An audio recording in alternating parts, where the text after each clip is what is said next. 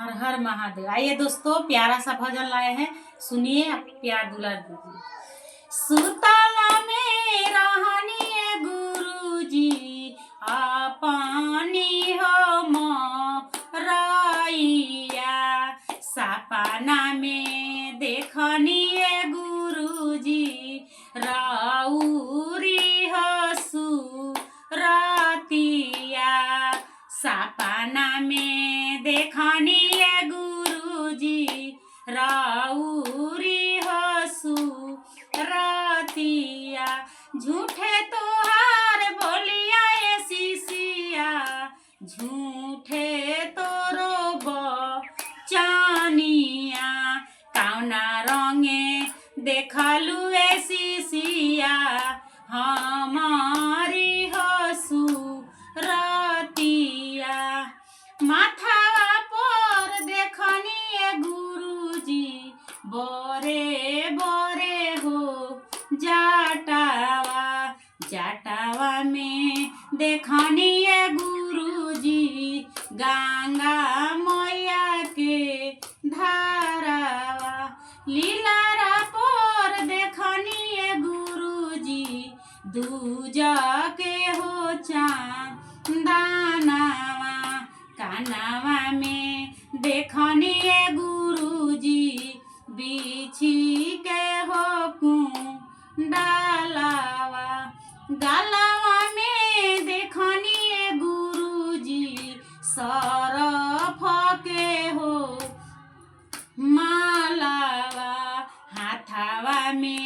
देखनिए गुरुजी तेरा सुलड मरुआ, आंगवा में देखनिए गुरुजी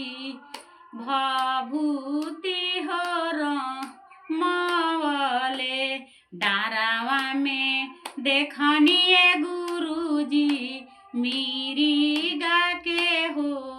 छालावा, पैरा में देखनिए गुरुजी झुनू की हो खोरौआ, एरिया में देखनिए गुरुजी फटले हो बेआरावा, संगवा में देखनिए गुरुजी पार्वती हो मैया, गोदिया में देखनिए गुरुजी कार्तिक लानावा, गोदिया में देखनिए गुरुजी गणपत लानावा, बगल में देखनिए गुरुजी बासाहा हो